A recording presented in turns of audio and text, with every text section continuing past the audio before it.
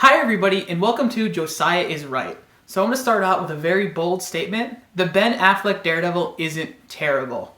Now settle down, please remain calm. To be fair, at the time, it was sort of, this is the best we'll probably get for Daredevil, and it's Daredevil, so that's okay. Don't get me wrong, that doesn't mean it's any good.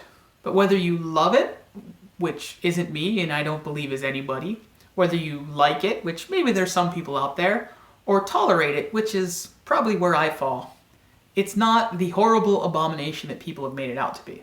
However, it's also not the Daredevil we deserve. But in general, that was comic book movies up until X-Men and Spider-Man. The first X-Men certainly doesn't hold up today, but it was great then.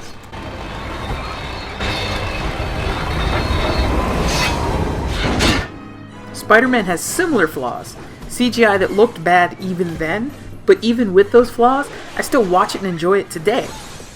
I cannot say the same for Daredevil. I never miss. Or the Punisher. Or the other Punisher. Or the other Punisher. Or some of the Batman movies, maybe even many of the Batman movies. Robin. Batman and Robin, I'm looking at you and your nipples, unfortunately. Have been impressed by you. And thankfully, Marvel and Netflix have given us the Daredevil and also Jessica Jones. Of course, Luke Cage. Oh yeah, Luke Cage. Iron Fist, we deserve. More thoughts on Iron Fist coming later. Watching Daredevil, I was taken back to 10-year-old Josiah reading Frank Miller and John Romita Jr.'s Daredevil, the Man Without Fear. It was a mini-series that I found of all places, Value City department stores.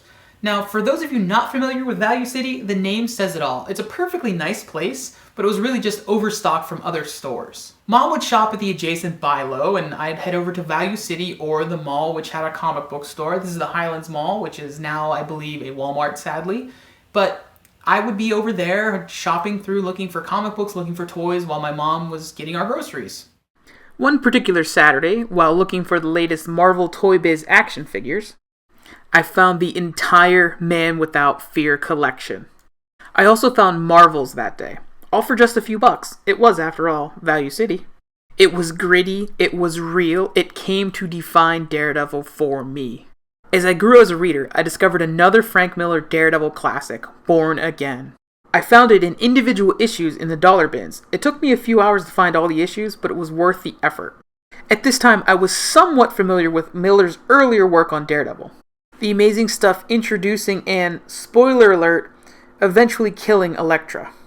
And Miller's Batman Year One with David Mazzucchelli, also the artist on Born Again. It showed me another level, a far deeper one, the brokenness of a hero and the depths a villain will go to destroy that hero. Before Frank Miller, Kingpin was a lame Spider-Man villain. Miller made him an absolutely ruthless mastermind. The one thing I disliked about Miller's take was Karen Page. Oh, poor Karen. He made her a drugged-out prostitute that sold Dee Dee's identity for smack. Enter Jeff Loeb and Tim Sale, who created a series of stories: Spider-Man Blue, Hulk Gray, Captain America White, and of course, Daredevil Yellow. Each is a love letter to some aspect of each character, centering around a key color from that character that also reflected a deep emotional weight for that character.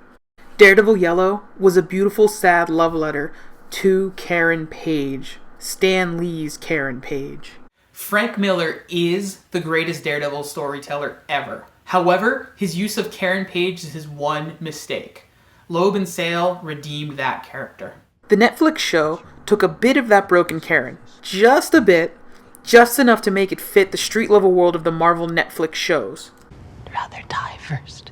And took enough of that lively, kind, fun, loving, vivacious Karen, the Karen that both Foggy and Matt would fall in love with, to create a virtually perfect dynamic. Netflix gave us the Kingpin of Born Again, the Karen Page of Daredevil Yellow, and the broken little boy of A Man Without Fear. Taking the best parts of the best Daredevil stories, it's a Daredevil story we can be proud of. It's dark enough to be real, but has enough light that you can see how Matt can remain a man of faith in such a dark world. Although, for me, in a totally weird way, The Daredevil from the Trial of the Incredible Hulk in the late 80s is kind of definitive. It's the first one I ever saw, and I fell in love with it as a kid. Thank you so much for watching. Be sure to like if you enjoyed the video, subscribe so you'll know exactly when I post a new video, which I do every Sunday and Thursday, and comment. What do you think of Daredevil on Netflix? Which Daredevil stories do you see as inspiring it? And of course, what do you think of the Daredevil in the Trial of the Incredible Hulk? And remember, a blind man feeling Incredible Hulk's face will know that you're actually Bruce Banner.